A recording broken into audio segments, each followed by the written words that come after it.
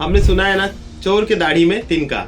जब भी आप किसी बिजनेस ओनर से पूछो कि कैसे चल रहा है बिजनेस, प्रॉफिट कैसे है, और अगर उसके चेहरे पे स्ट्रेस आ जाए तो आप समझ जाओ कि बिजनेस ठीक नहीं चल रहा। लेकिन फिर भी वो जवाब में यही कहेगा, सर सब ठीक ही चल रहा है।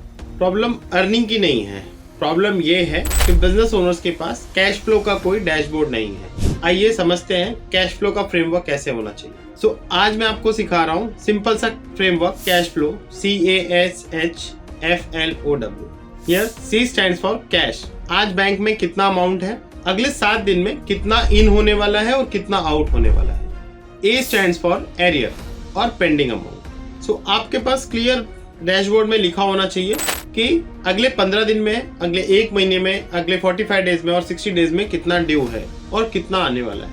S stands for sales. इस वीक, इस मंथ कितना सेल्स बुक हुआ है, ये क्लियर नंबर होना चाहिए प्रोजेक्शन में। H stands for hit ratio. Sales to conversion कितना हुआ है, जो भी आपका प्रोजेक्टेड था उसमें से आपने कितना टारगेट हिट किया है, कितना परसेंटेज मार्जिन आपने हिट किया है टारगेट में से। F stands for fulfilment. जो भी आपका प्रोजेक्ट ड्यू है उसमें से कितना फुलफिल किया है, कितना पेंडिंग है और कितना परसेंटेज रीवर्क है, क्योंकि आपका प्रॉफिट हमेशा यही लीक होगा। L stands for liability.